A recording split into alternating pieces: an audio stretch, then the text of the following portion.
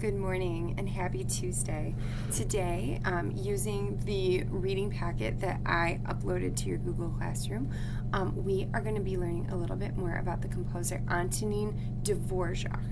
And Dvorak, and I know that's not what his name looks like at all. Like probably when you were doing your web quest yesterday, you were like, Dvorak. I mean, that's what it looks like, but you say it Dvorak. Anyway, let's go ahead and read together here.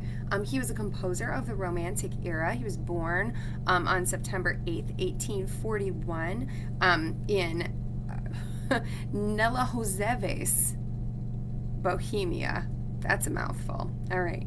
And now it's part of the Czech Republic. Those countries have really changed borders and changed designations several times since then. And he died on May 1st, 1904 in Prague, Czechoslovakia. His parents were innkeepers, and music was a part of his life from an early age. His father played the violin in a village band and encouraged his son to take violin lessons. At 14, Antonin was sent to Venice, Italy, to live with an uncle to learn the innkeeping trade, but spent much of his time studying the violin, viola, piano, and organ with a local teacher. At the age of 16, he moved to Prague, Czechoslovakia, and entered the famous organ school of Prague.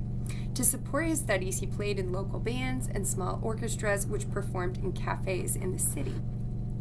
After graduation from organ school in 1862, Dvorak spent 11 years playing in the orchestra of the Czech National Opera. During these years, he continued his studies of orchestral works and began composing. In 1873, at age 32, he became organist at a church and married Anna Chermakova.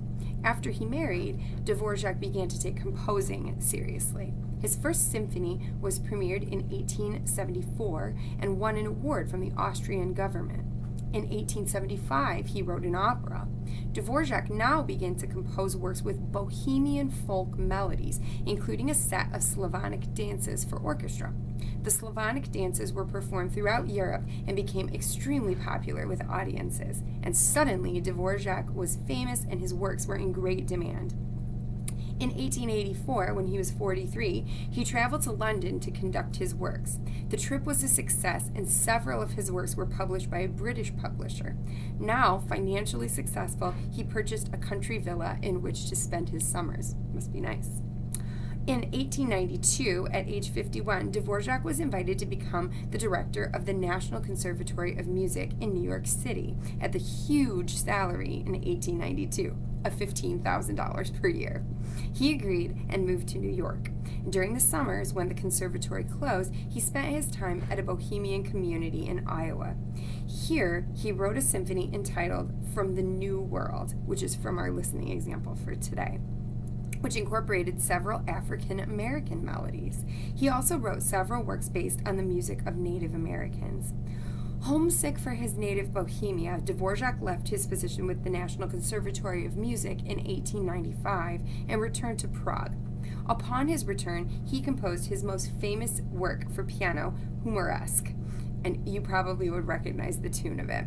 Eventually, he was appointed director of the Prague Conservatory in a position he held for the rest of his life.